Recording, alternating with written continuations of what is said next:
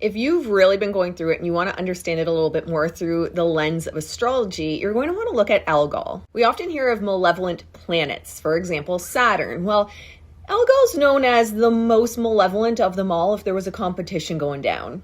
Algol is known as the demon star located in Perseus, the constellation. Now, Perseus, as we know, right, beheaded Medusa. In recent years, Algol's really had like the best marketing team on Algol's side because there has been an attempt to be like, well, it's not just associated with violence. Algol's not just malevolent energy.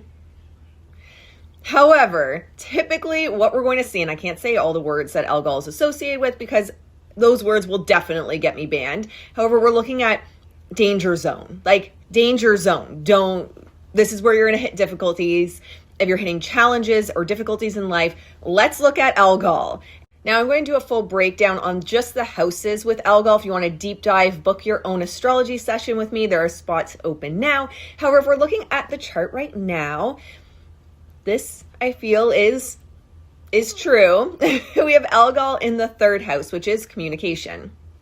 In conjunct Uranus, I mean, sudden change, maybe for good or bad potentially. When we're looking at Uranus, there's freedom, originality, but also disruption, rebellion, sudden change. Uranus is known as the Great Awakener. So maybe right now on the collective scale, there is a difficulty and we're meeting problems with communication of bringing out our originality, problems with communication in articulating our vision, and that can create problems with friends, family, or co-workers. That might be one way Algol and Uranus energy is going to present in the third house right now. Seeing issues with conflicting political parties, conflicting political views. In Canada, we're dealing with Trudeau having, resigned. Yeah, Trudeau. And issues with communication here, the Canadian people really feeling as though our freedom, our future is at risk. So we're seeing that with Algol and Uranus. In the US, what I've been hearing a lot of in the news, I grew up on the border, Windsor, Ontario. So I spent a lot of my time in Michigan growing up. It's like, I feel as though it's also my family in the US when you grow up on a border town. However, what I've been hearing a lot of is communication problems between the current president and VP and the incoming president and VP.